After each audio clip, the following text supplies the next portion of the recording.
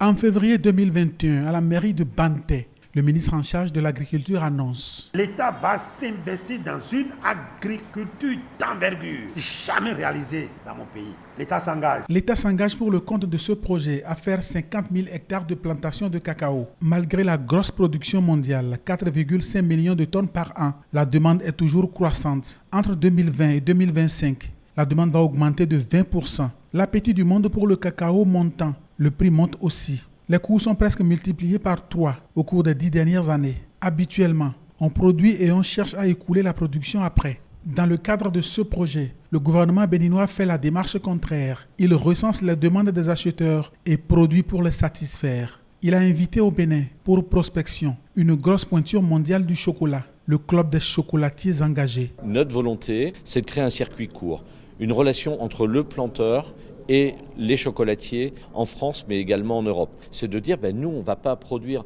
des grandes quantités de cacao, mais par contre, on va payer le cacao. On va le payer le prix. Et le prix, ce n'est pas le juste prix, parce que ras-le-bol du juste prix. Le juste prix pour qui? Pour nous. Non, le juste prix pour les planteurs. Combien ils souhaitent qu'on achète leur cacao. C'est-à-dire, on fait une démarche inverse. C'est le seul label au monde où on dit c'est l'agriculteur qui décide du prix qu'il veut vendre. Et nous, on achète en fonction du prix qu'il souhaite vendre. Ce prix est un prix plancher, il ne pourra pas baisser.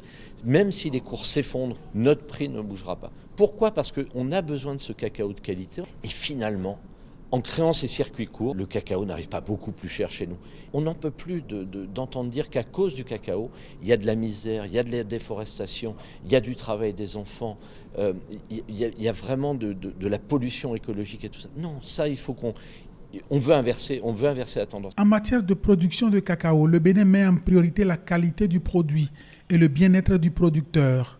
La qualité et non la quantité, parce que le gouvernement veut installer le Bénin sur un marché de niche, le marché de luxe en matière de cacao. Et puis le bien-être du producteur, parce qu'il veut que les planteurs vendent leurs récoltes au prix juste. Le chocolat est considéré comme un produit de luxe dans certains pays, alors que nous avons des paysans qui travaillent dans ce domaine qui sont pauvres. La démarche va conduire à ce qu'il y ait un circuit très court, et donc ceux qui travaillent réellement la terre seront ceux qui vont bénéficier en fait de cette approche. Quand le ministre Gaston Dossoui de l'Agriculture parle de la promotion de grandes plantations au Bénin, face aux ingénieurs agronomes et techniciens agricoles, il invite à un changement de paradigme. Vous tous qui êtes en activité ici et qui n'avez même pas une parcelle à entretenir vous-même, qui n'avez pas une chèvre à entretenir, vous êtes des fainéants et des incapables. Tout technicien qui ne pratique pas n'est pas un technicien, je vous défie. Le défi est lancé.